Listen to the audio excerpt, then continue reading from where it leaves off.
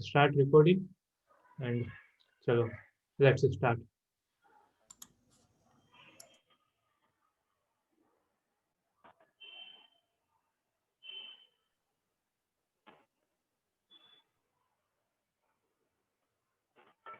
Yeah.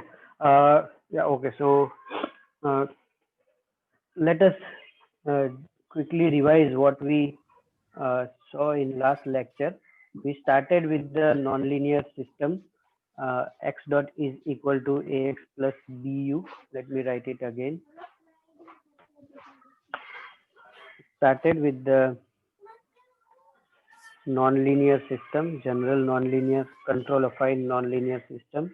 X dot is equal to f x plus gx u. The t dependence on t I have dropped for the moment. It can be included when talking about solution.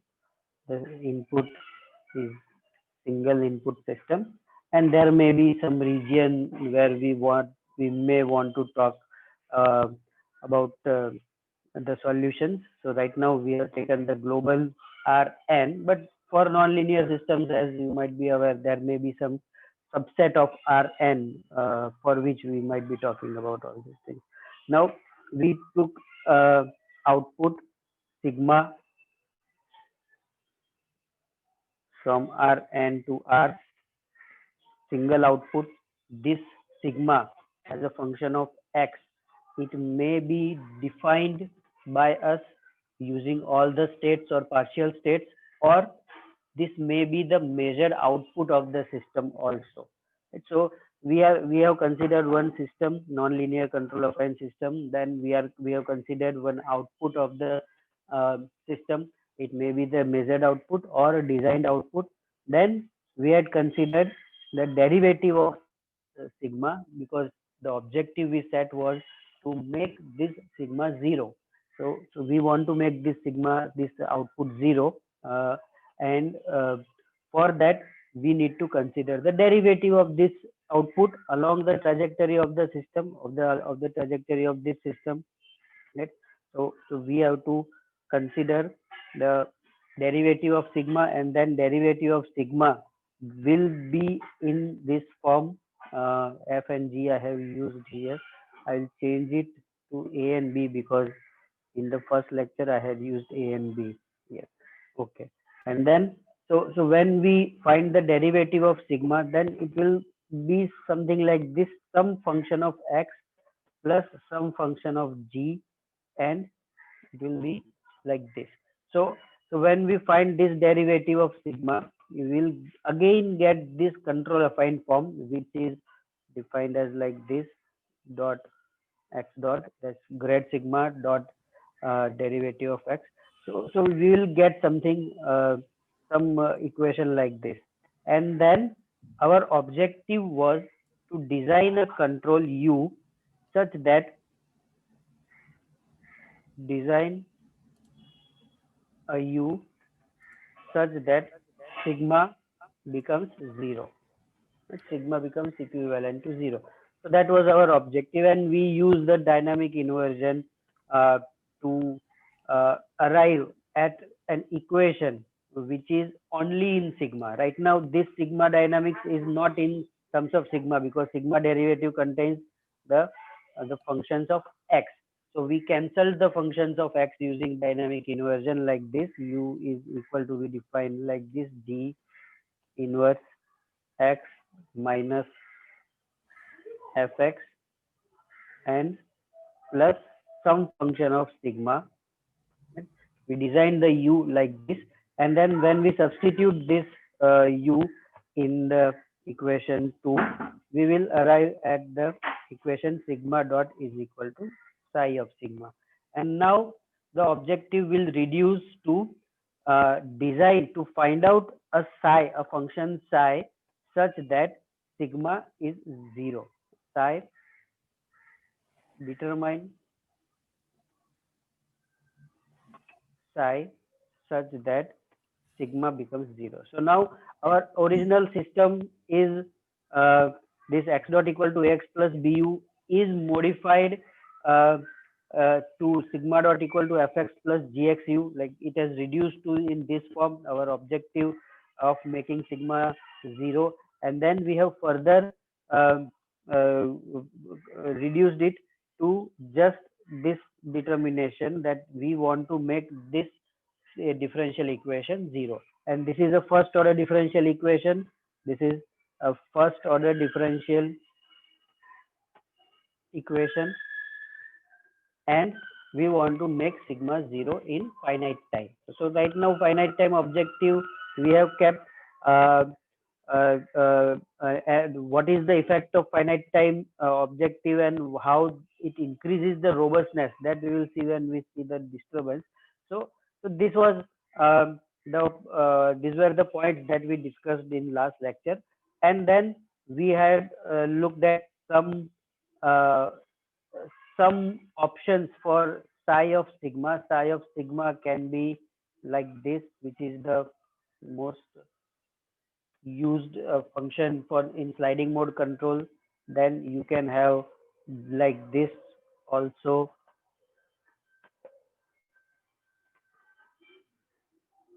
s to alpha sin sigma, where alpha belongs to 0 1 interval, right? Then you can also have minus k sigma raised to p by q, where p and q are odd integers, with p less than q. Right? So there are many such options for psi, which will make this first order differential equation finite time stable.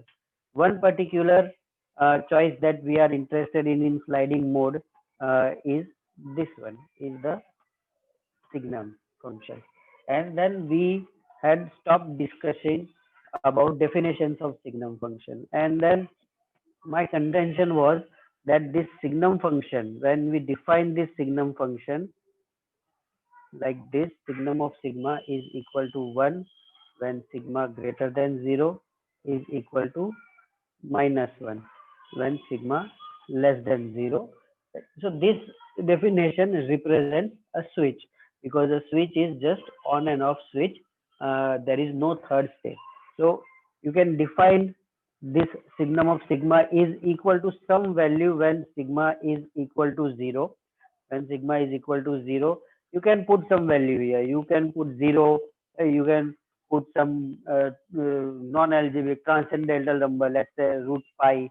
You can uh, put here, let's say 10 raised to 10.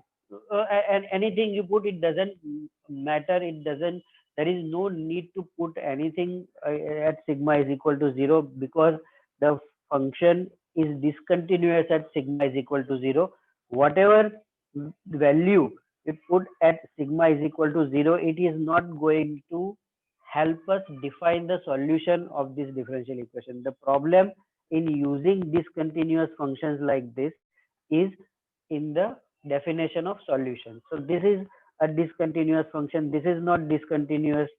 So this function is continuous. This function is continuous. They still give us finite time convergence, but they are continuous functions. They are not Lipschitz continuous. These functions, none of these functions are Lipschitz continuous. Lipschitz continuous function cannot give you finite time convergence. Right? So for finite time convergence, you have to let go of Lipschitz continuity. You cannot have Lipschitz continuous functions uh, which can provide you finite time convergence. Right? So Lipschitz continuity is out of the picture, but continuity can still be there, and these functions are continuous, and we have this discontinuous function. Now there is uh, some uh, some difference in robustness in all these options. So when you have this discontinuous function, then you have more robustness. For the continuous function, you will have the less robustness. That is, you can you don't have the exact invariance towards disturbances. Uh, uh, you have only boundedness around the equilibrium point with the continuous function. Now, so yeah, so what we were talking about is the definition of signum, which is if this is representing a relay, and there were some questions at the end that two questions in particular we had not answered, that will be answered in this lecture.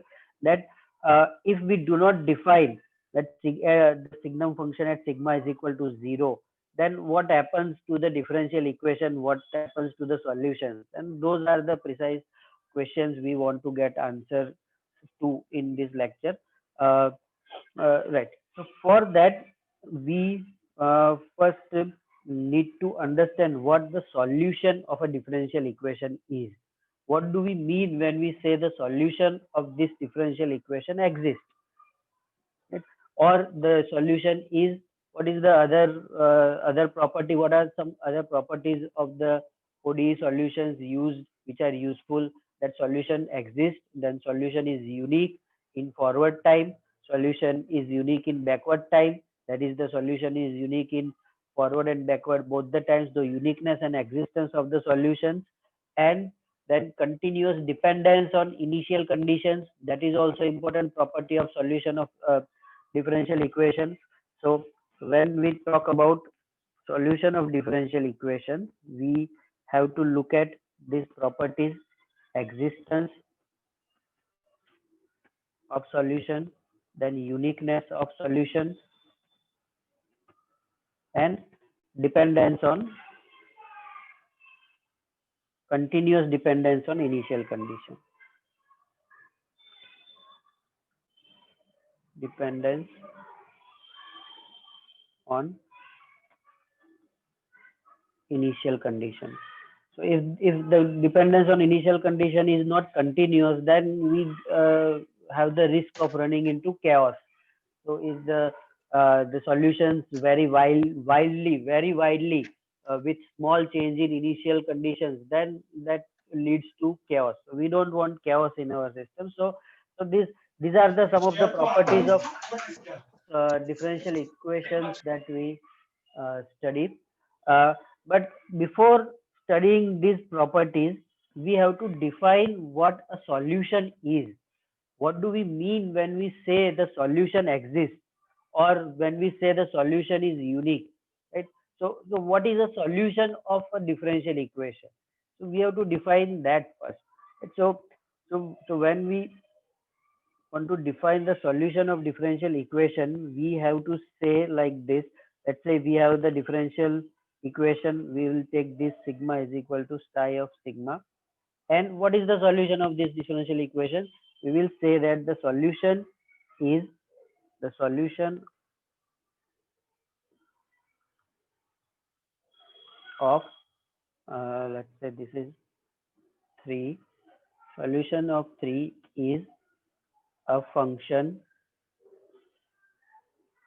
sigma of t.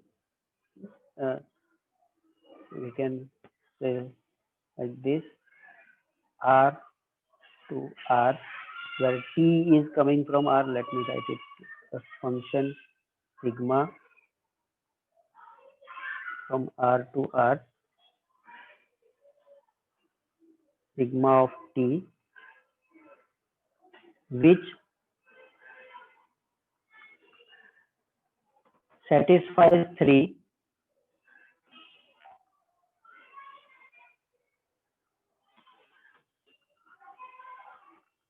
everywhere. Right. So here, this is the most important word, everywhere. So what do we mean that everywhere? That is in this interval. So here this r is related with t. So the time comes from this r. So in that entire r, in this entire real line, this equation must be satisfied by the solution sigma of t. So you have this function sigma of t, which must satisfy this differential equation everywhere on r. Okay? So that is the definition of solutions that you have studied. You might have studied in nonlinear functions or nonlinear systems theory, or if you have taken some mathematics course on ordinary differential equations, then this is the solution of differential equations that you might have studied. And then if this R it is not the entire real line, then most of the time there is an interval taken to define the solution. Interval which is subset of R, and then this sigma will be defined from I to R. Right? So this is an interval. So here also when we say everywhere, everywhere will mean that this sigma of t, this is which is the solution, which we say that this is the solution of this differential equation.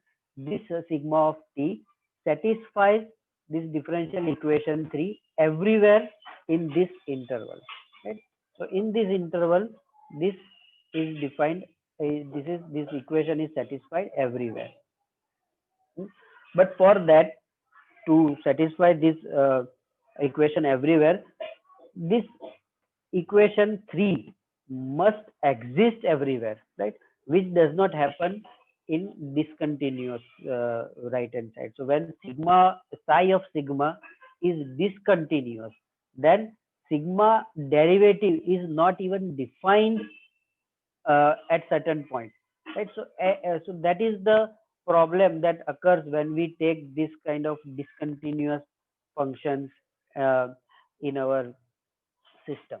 And this is a relay, this is a switch, it is an ideal relay, and we can make the real systems with switches and relays. So we must develop a theory which can explain the behavior of those systems. In laboratory you can make a physical system with a relay, with a switch, and uh, the behavior of those systems cannot be explained in theory if we do not have a theory which can explain the solution of differential equation when the uh, the right hand side is discontinuous, right? So now after defining this solution, we have to talk about when the solution exists. So the conditions for existence of this solution is obviously, first condition will be that psi of sigma has to be uh, has to exist at all the points. Right? That is the one condition we can immediately see. Then what other condition can we put? Can we say that psi should be continuous? If I say that psi should be continuous, then will the solution exist? This kind of solution. If I say that psi is only continuous, then this this solution. So this is the definition of solution we are considering right now. If we consider this definition of solution, then this solution, can this kind of solution exist if psi is only continuous? Let me write it like this. And let me say this definition of solution is, let's just start. So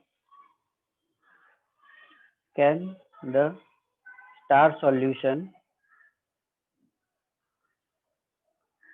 exist when psi is only continuous in sigma? This is the question. Can the solution as defined above exist when psi is only continuous in sigma? It cannot exist. Why? Because you can have the function psi which is continuous everywhere, but it is not differentiable anywhere.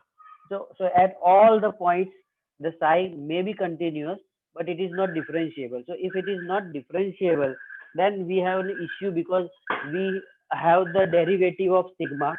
We have the derivative of sigma which has to be defined somewhere. Right? So if the derivative is not defined, if the function is not differentiable, then we have the issue. So we cannot have we cannot have only continuous functions here. We have to uh, put some extra conditions here. Now there is one thing here uh, uh, uh, which will be disliked by the mathematicians, is that written the solution of this 3 is a function sigma. Okay? But here we need to put some properties. We need to attach some properties to sigma also. What kind of function sigma? Because we have continuous functions, differentiable functions, continuously differentiable functions, C0, C1, C2, like that. So what kind of sigma is this solution? So what is this sigma function? So here in this definition, in this star classical definition, sigma is C1. C1 meaning continuously differentiable. That sigma has to be differentiable and the derivative has to be continuous. So if we define this sigma is C1, then sigma is differentiable at everywhere and the derivative is continuous. So derivative, what is the sigma derivative? Sigma derivative is psi, right? So if we define sigma as C1, then the continuity of psi is sufficient for existence of solution. If we say that psi sigma is C0, or let's say uh, only continuous. Yeah. If sigma is C2, that is continuously differentiable. Let me check. Uh, C2, yeah. So then the continuity on psi is not sufficient, and if we put sigma is C0, then we have a big trouble, because if sigma is only continuous, if sigma is just continuous, then this differential equation, everything becomes bad, because as I mentioned, you can have the functions which are continuous everywhere but differentiable nowhere. So at all the points the function is continuous but the derivative does not exist anywhere. So then if there is no derivative of sigma, if the derivative of sigma does not exist anywhere, then what differential equation are we talking about? There is no differential equation. The sigma uh, is not differentiable anywhere. So we need a function. We need to, so this C0 is out of the question. We cannot have C0 because of these pathological functions which are continuous everywhere and differentiable nowhere. We cannot have C1 because because if sigma is, if the solution is in C1, then we need psi to be continuous, at least continuous, but we don't have psi to be continuous. Right? So then we need something in between. We need a function which is uh, not as loose as continuous, only continuous function sigma, or not as strict as C1. Right? So something in between that we require, and that sigma, that function is called absolutely continuous. So this concept is very important in absolute continuity. Absolute continuity. This concept is very important in the solution of these differential equations when we are talking about this discontinuous right hand side. So absolute continuous functions are not as strict as C1, or they are not as strict, they are not as loose as uh, only continuous, right? So in short, they are called AC also. So if sigma, the solution sigma is AC, so that is the function is absolutely continuous, then it implies that it is continuous also. Right? But continuity does not imply absolute continuity. So the function which is just continuous may not be absolutely continuous. Right? So, But the, Prasad, yeah, so I think what you mean, or what we imply, say sigma dot equal to some psi is there. yes, So C0 only guarantee continuity. It's not a differentiable. So we cannot say that whether the sigma dot exists, right? But if it's a Right. C1, then it's a differentiable also, right? Huh? Yes. So then Yes. existence is guaranteed. Yes. Maybe uniqueness we have not talked, but maybe we will talk later on. So Yes. since the way this sliding mode is defined, we have a signum, so it is a discontinuous, right? Correct. So by choice or way we have designing the control, we know that we will not have a C1, right? Huh? Yes. Yes. So like continuous and differentiable. So we need some things. So now this new concept has come, that is absolute continuity, right? Correct. Huh? Correct. So So absolute yeah. continuous is like that. It is a continuous, it guaranteed. Okay. Hmm. But does it talk about any differentiability or no? Yes. Yes. Yes. It talks about differentiability. Huh? Uh, You are so going to so discuss that, right? yes. Yes. Yes. Okay. So only the reason I have just sum up these things so it's clear. Okay. Correct. Correct. Yeah. Yeah. This is it. Yeah. This is required. So Mm. now, yeah. So if we define the solution, so this is the definition of solution where we considered the sigma to be C1. Right? So here in this definition, in the classical definition of differential equation solution, the sigma is considered as C1. That is, it is differentiable everywhere, and the derivative is continuous. Right? So which is not applicable in our case because we have the derivative which are not continuous. The derivative of sigma, which is psi, is not continuous at certain points. Right? So this definition is not applicable in our case. So we need to, but then uh, so this is the balance between theory and practice that I talked about. That in practice you can create a system which has the differential equation with discontinuous right hand side, but the theory does not exist to explain the behavior of that system. So in practice, in real world, if you have certain system, then theory must be developed to explain the behavior. So then this theory was developed during 50s and 60s in Russia, that when you have the discontinuous right hand side, how can you explain the solution of the differential equation?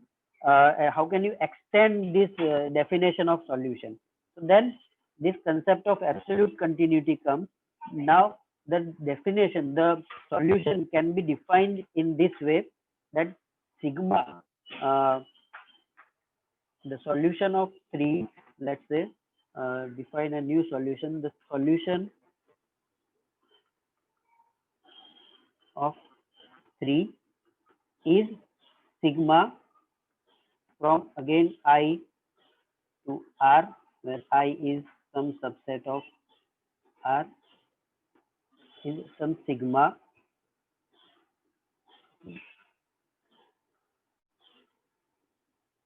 AC sigma, absolutely continuous sigma, such that uh, 3 is satisfied almost everywhere. Now we have changed from everywhere to almost everywhere. Almost everywhere. So now this word needs to be understood, not everywhere and almost everywhere, and this is where this concept of absolute continuity comes. So those who have studied this solution of differential equation, maybe in some other course, may be familiar with the concept of absolute continuity. It is the function for which the fundamental theorem of calculus holds. So what is the fundamental theorem of calculus? Is the fundamental theorem of calculus connects the derivative and integral of two functions. Right. So let's say if you have a function f, let's say f of t. Right. So this is some function. Then f of t is equal to f of t0 plus integral from t0 to t f prime tau d tau. Okay? So where f prime is the derivative of function. And, so this is the the equation which relates the derivative with integral. So derivative of the function f and integral of the function f are related by this equation, right? So that is that integral is the antiderivative. So this equation is valid precisely for the functions which are absolutely continuous. So f, if f is only continuous, if f is only continuous, then this equation, then 4 does not hold. 4 does not hold. So then you don't have this relation between integral and derivative. So this, what this equation says, if you integrate the derivative of the function, then you get the function back. So if the initial condition is 0, so t0, if f at t0 is 0, then if you integrate the derivative of f, then you get the function back. So this does not hold for continuous function. But what is the what is not too restrictive? So if you let's say f a, if you consider f belongs to C1, then 4 holds, right? So this is one point. Another point is, if f belongs to C1, then 4 holds. But C1 is too restrictive for our purpose. We don't want C1 functions. We want the functions which are stricter than continuous, but less uh, uh, uh, uh, uh, less strict than C1, right? So these functions are these absolutely continuous functions for which this 4 holds only, and you cannot uh, loosen that definition, that those functions, the class of functions further, right? So the if f is AC, then also 4 holds. And and here, uh, yeah. So okay, so now let me think how to go forward. So yeah, so this is, this relation must be satisfied at least for absolutely continuous functions. Now, mm, and this integral, You okay, see, when we yeah, define the absolute continuous, see, we yeah, are aware about what is C0 and C1, yes, right? So what is the properties of this absolute continuous that we have not discussed, right? yes. That is what I was thinking about, how to go about that. Yeah. So now here the integral is the Lebesgue integral, Hmm. Because, Lebesgue integral, and there this property of AC, absolute continuity, comes, hmm, that these absolutely continuous functions hmm, are continuous functions hmm, whose derivative may not exist for a set of zero measure. Because when we have this Lebesgue integral, then the concept of measure comes, hmm, and then AC functions are AC functions hmm, are allowed to be non-differentiable hmm.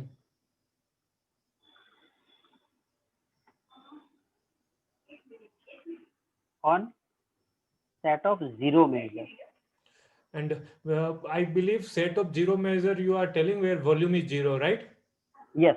So that measure is the generalization of idea of this volume, Huh. length, and area. So Huh. in one dimensional we have length, and then two dimensional area, three dimensional volume, and this is the measure is the generalization. So if this function, if this function f here, Hmm. if this is not a differentiable, so this derivative, that is derivative which we are integrating, the Hmm. derivative of f Hmm. is being integrated. Hmm. So if we have only continuous function, then this derivative does not exist Hmm. anywhere. There may be continuous function Hmm. which are not differentiable anywhere. So Hmm. this f prime does not exist anywhere, and this integral becomes meaningless. Hmm. But absolutely continuous functions are precisely Hmm. where this derivative may not exist Hmm. on a set of zero measure only. So Hmm. then when we do this Lebesgue integral, Huh. those set of zero measures do not contribute anything in this integral. So, So, so, so this integral value is not affected by the non-existence of f prime on the set of zero measures, right? and So this implies means that it's not necessary at zero only. There could be multiple such points where measure is yes, zero, right? correct. Yes, yes. Hmm. And that is what in this sliding mode we have that sliding surface Huh. is multiple points. This is an entire plane Huh. where the derivative does not exist. The function is discontinuous there. The Hmm. function value itself may not exist. Hmm. So you have a surface of points. You have a surface in space where the function does not exist, Hmm. but that surface is of zero measure in the state space. So if you have three-dimensional space Huh. and a two-dimensional surface has Huh. measure zero in that. Huh. So for a line, a point has zero measure. So that Hmm. one, if you reduce the dimension, then you have that zero measure set there. Hmm. So, so uh, we have to now extend this definition of solution in this way that the So, solution of three is not. Prasid, so I have Yeah. Yes. many Yes. questions. See, usually whatever we integral we do, that is Riemannian integral, right? Yeah. Huh? So like kind of you can say trapezoid type of things we are integrating over the area, right? Yes. Uh, Loosely when I say Riemannian integral, right? Yeah. Yeah. Yeah. Now when you say this, I don't know how to exactly pronounce it. Lebesgue. Lebesgue, right, or what? Yeah. Yeah. Lebesgue. Lebesgue. So Lebesgue integral, how it is different from the this our regular integration, the Riemannian, or like? Yeah. Yeah. So in Riemann integral, we uh, Hmm. yeah. So in Riemann integral, Hmm. what we do is that if this is a function, Hmm. then t and f. In Riemann integral, Hmm. we do like this. Yes, we'll take a strip and like a kind of area we. Yes. Yes. Yeah. So this is your Riemann integral. Hmm. Hmm. In Lebesgue integral, Hmm. uh, Hmm. we do this on this axis like this.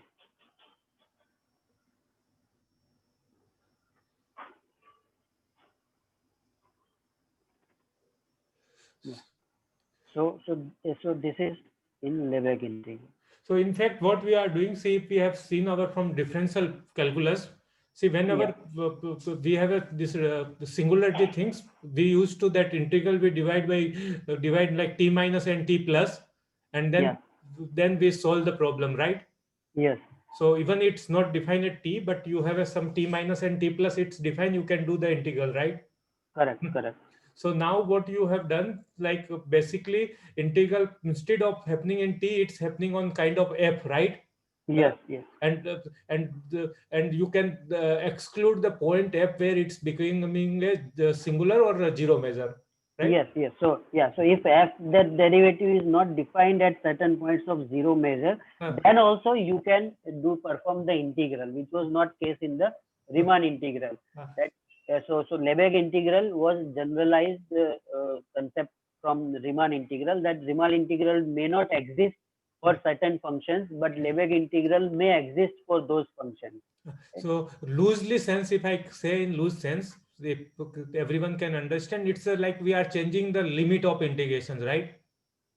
Yeah. I Yeah. don't know whether Limit. because Correct.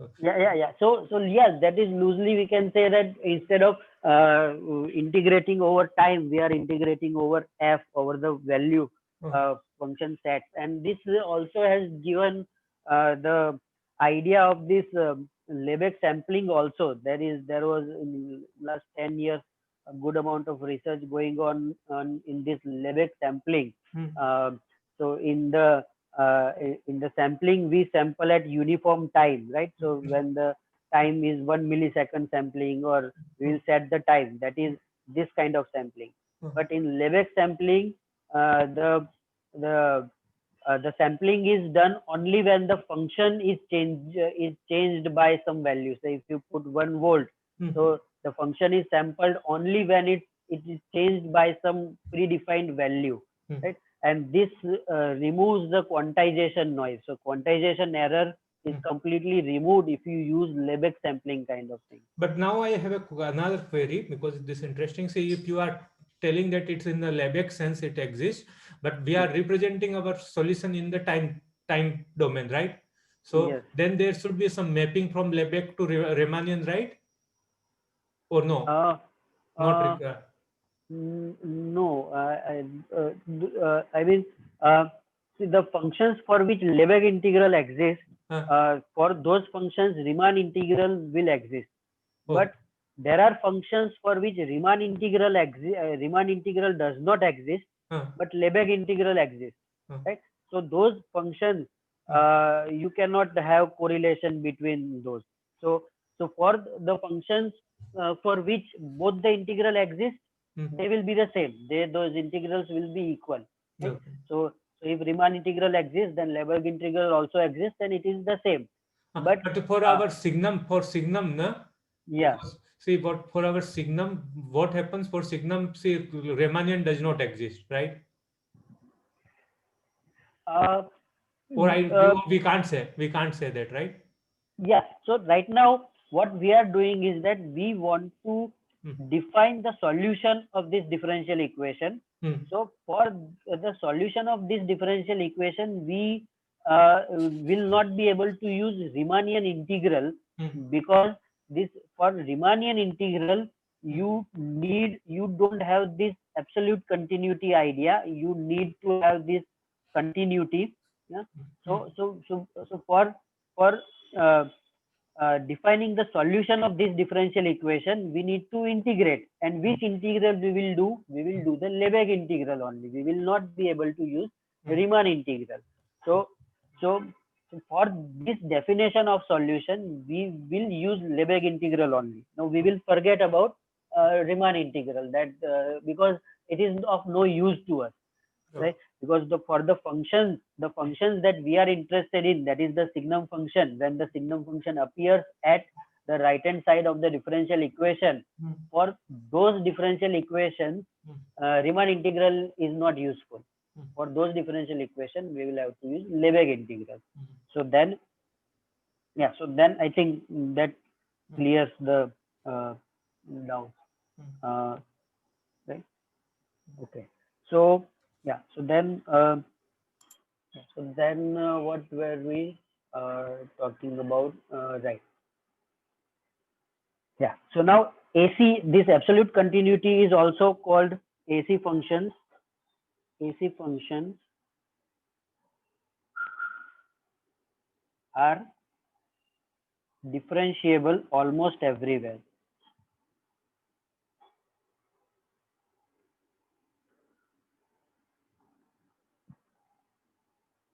Almost everywhere. So now this word almost everywhere, I think the meaning is clear. Almost everywhere means we can let go of the sets of zero measure. So if it is not differentiable on some set, and that set has zero measure, then we can let it go. We can ignore that in some way, in some rigorous defined way, that we can ignore those sets of zero measures somehow, right? So this almost means we can remove the sets of zero measure from the definition. Yes? So now how the Filippo has defined the solution of this differential equation. Now let us consider this again. Sigma dot is equal to psi of sigma, and the Filippo's definition says that, let me first write Filippo's definition. Filippo solution says that the solution of this differential equation is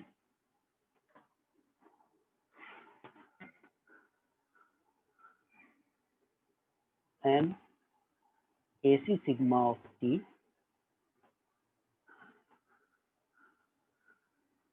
which satisfies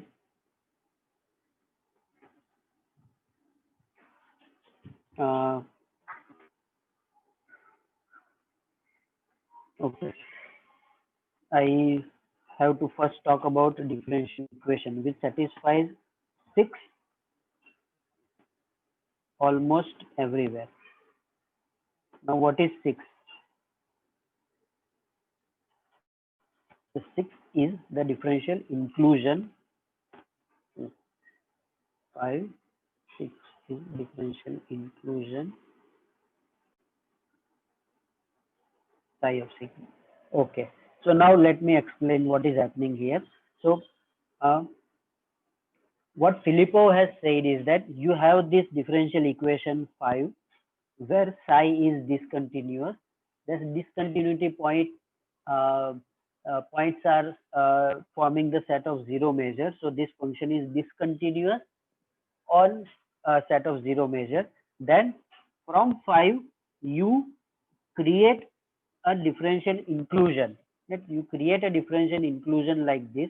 So this psi function is converted into this capital psi sigma, and then sigma dot belongs to this differential inclusion. So the differential equation gets converted to differential inclusion. How to do that? What are the definitions? We'll see in a while.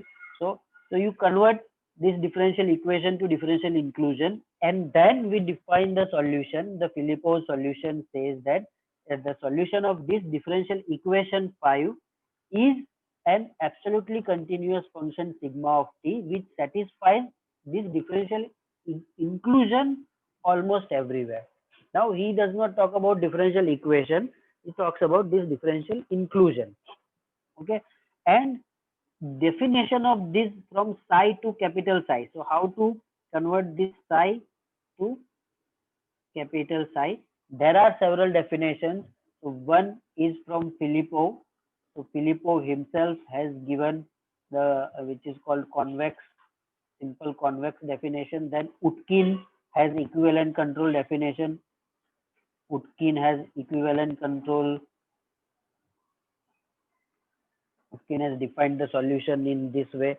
Right? So there are certain some more. There is some Pyatnotsky, some other Russian. I forgot the name. Pyatnotsky something. Right? So to do this from psi function to capital psi differential inclusion. So from this equation to inclusion, there are some methods which can do that. So what are those methods? All the methods are not of interest to us in sliding mode control. We are concerned mostly with Utkin's definition or Filippo's definition, right? So wherever Utkin's definition, mostly when we talk about this control affine systems, Utkin's definition works for linear systems. For non-linear systems where Utkin's definition does not work, we can say that the solution will be understood in Filippo's sense. So in the Filippo's way, we will construct this differential inclusion. So now Filippo's differential equation for differential inclusion is quite complex. Uh, Let me write that equation first. And there is usually when we want to work in this area that mm, the complete understanding of this differential inclusion construction is usually not required, but it helps that if we know it. Mm, Let me.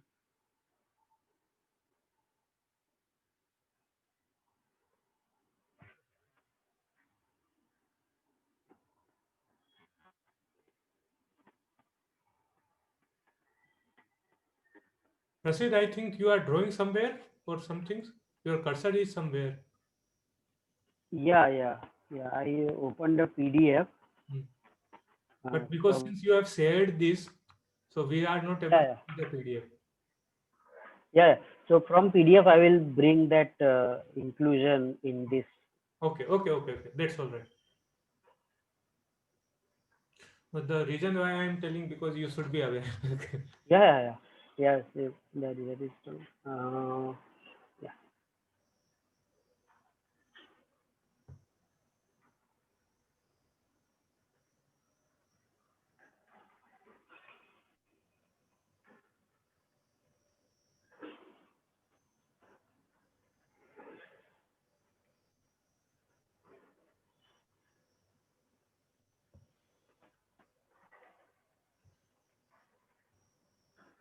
Where did I put this?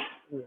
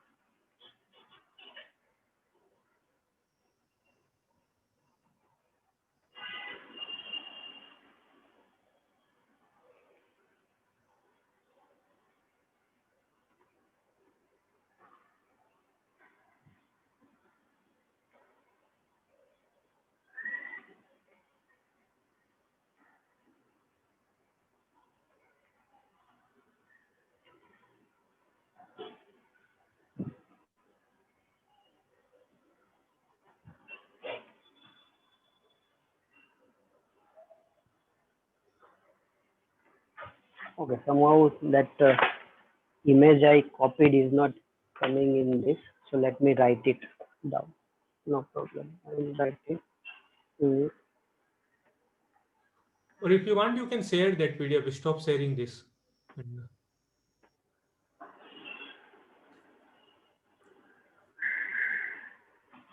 Yeah, it is just that one equation. I will write it. Okay. okay. So the capital psi in Filippo's definition, capital psi of x is equal to theta greater than 0, then mu of n is equal to 0, square of psi.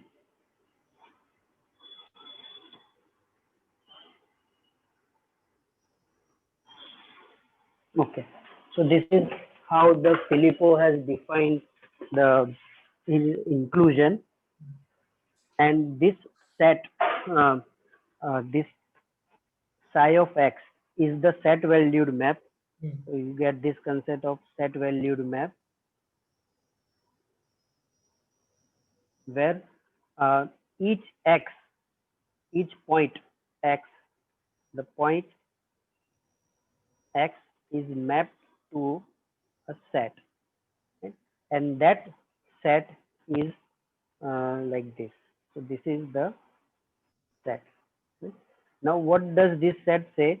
That you take a point and you consider the delta neighborhood of that point, delta neighborhood of that point, and uh, make a convex closure. So this CO bar is convex closure.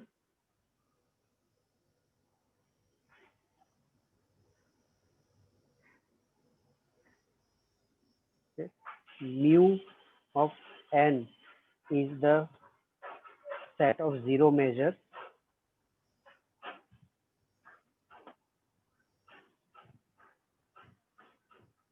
and delta is some real number for which we are considering this neighborhood. So x delta is the neighborhood. X delta is delta neighborhood. So, see, this X delta, you have done set subtraction or what? Yes, correct. So set minus. Okay. So you take the x delta, so that is the delta neighborhood of the point x, Mm. and then you remove the n. N is the set of zero measure. Okay. So Yeah. n is the set of zero measure, Mm. and this you take the intersection over all the mu n Mm. where the measure is zero, and then you take the intersection over all delta greater than zero. Mm. So you take a point, Mm. then and then you take the neighborhood of that point, Mm. and then you make the convex closure. While making the convex closure, you ignore the sets of zero measure, right? And then this this set will be your differential inclusion. And for I will share the mm, some resources where the exact calculation for this set has been explained how to for with various examples. So which you will take one or two examples where it is shown how to calculate this set. But for signum function, this set at x equal to 0. So what happens is that you have this signum function, signum of sigma, which is 1 for sigma greater than 0, which is -1 sigma less than 0, and it is not known when sigma is equal to 0. So, when we consider this, let me call this function as psi. So when we consider the set valued map for this signum function, then this set valued map is uh, is equal to -1 to 1 when sigma is equal to 0. Right? So because at sigma is equal to 0, we have this discontinuous point. For sigma greater than 0, this is 1 when sigma greater than 0. So you have nothing to do there. When sigma less than 0, again nothing to do. But when sigma is equal to 0, then you have discontinuity. You consider all these neighborhoods and you remove the set of 0 measure, that is just the 0. Right? So when you do that, then you have this interval, from -1 to 1 coming as the Filippo's inclusion, and then the solution of this differential equation. The differential equation that we are considering is right now this. Right? So if we consider this differential equation, then the solution of this differential equation is the solution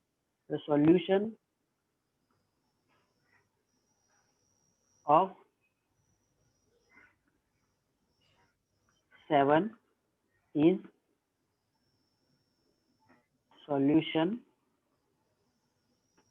of sigma dot belongs to, okay, let me write it like this, SGN. So which is sigma dot belongs to SGN sigma. And then this SGN is as defined here. Right? This is the definition for Filippo's, according to Filippo. When you have the discontinuous right hand side, you can define the solution in this way. The solution of this differential, this discontinuous equation is the solution of this differential inclusion, where sigma is again sigma of t is absolutely continuous function which satisfies this differential inclusion almost everywhere. Sigma t is AC, which satisfies